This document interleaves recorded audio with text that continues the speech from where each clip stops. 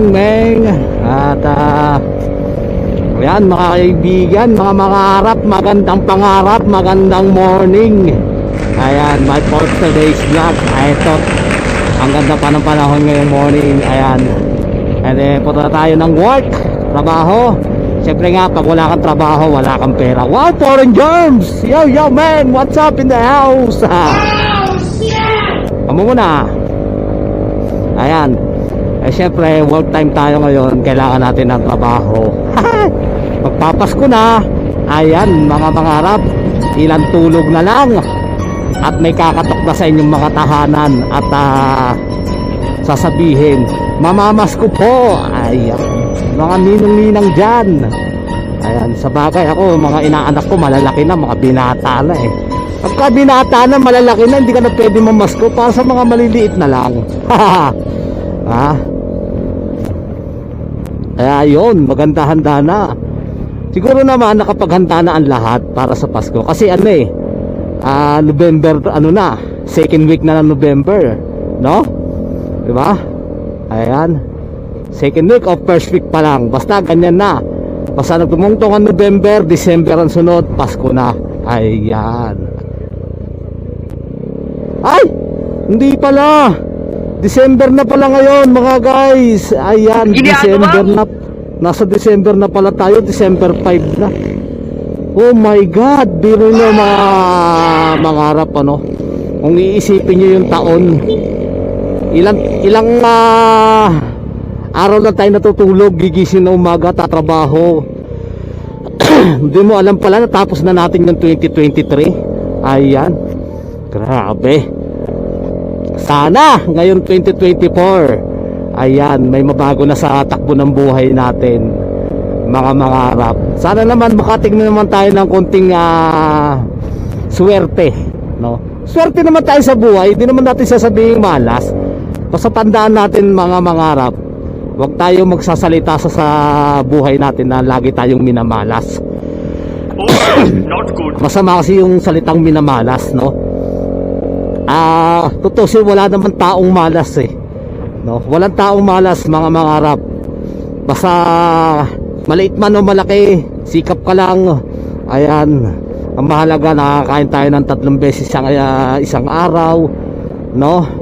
Ayan ang mahalaga sa buhay natin. Makakabili tayo ng paunti-unti ng mga gusto natin, diba? Basta lahat naman ng pangarap natin sa buhay, hindi natin yan makukuha nang hindi natin na pagsisikapan, pagpapaguran. Ganyan ang buhay natin dito sa ibabaw ng mundo, diba? Kaya wag tayo magsasalita ng malas tayo, malas, diba? Oh, shit. Hindi ka lang nakabili ng 1 kilong bigas, sabihin mo malas ka na sa buhay. Hindi. Basta wag tayong iisip ng malas sa buhay. Lagi tayong team positive. Positive tayo lagi sa buhay ng maganda, diba? Kasi yung salitang malas na yan, naku po, maraming purpose sa buhay yan, no? Talagang lahat ng bagay mawawala sa'yo dahil ayun lang ang lagi mong iniisip sa buhay mo. Isipin mo, basta may dumarating araw-araw, may biyaya, may konting sapat, pasalamat lagi sa Diyos. Yun lang ang mahalaga mga mangarap. Huwag tayong tatampo sa Panginoon na ba tayo naghihirap, no? Hindi naman tayo maghihirap kung marunong tayo magsikap. Yan lang naman ang totoo talaga mga mangarap, no? Tulad yan, pag hindi ka sikap magtrabaho, ay siguro nga yung malas nakadikit sa'yo, no?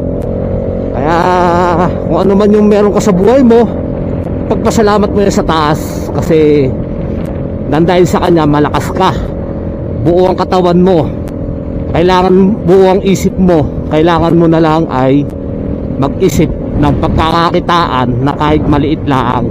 Ganyan ang buhay. Payo ko lang, laban lang tayo mga mangarap. Huwag tayong susuko, no? Ang mahalaga, nakakakain tayo sa 3 beses ang araw, di ba? Kumikita sa trabaho, kahit anong trabaho, basta marangal. Kumikita tayo nung maliit man o malaki, pagpasalamat lang natin yan dahil hindi habang buhay nasa baba tayo, no? Kaya totoo nga yung sinasabi ng iba ang taong may pagsisikap may pangarap, di ba? Ang taong nagsisikap umaangat, umaasenso, di ba? Madiskarte, ayan ang pinakadalis dyan, madiskarte, no? Meron naman tao na nakatikim lang ng konting biyaya ay hindi na iniisip ang bukas. Yan, ganyan lang ang mangyayari. Yan ang mangyayari sa buhay. Basta sa akin lang, ako hindi naman ako perfectong tao. Totoo naman, tatrabaho ko, kumikita ko. Totoo siya, wala naman akong natitira sa akin. Ang mahalaga na ibibigay ko sa misis ko. Ilang naman yan no? Kung meron man ako na konti, tinatabi ko, iniipong ko, ayan, para kung sakali tulad yan, may motor ako, kailangan ng maintenance, kailangan ng langis o ganyan, may madudukot ako. Hindi na ako nanghihingi sa asawa ko. Yan lang yun. Ganun lang naman. Ngayon, bahala na asawa ko anong mission niya sa buhay niya, no? Basta lahat na ibigay na natin sa kanya. Yun lang yan. Ganun lang naman yun. Ako minsan kasi yun lang talaga.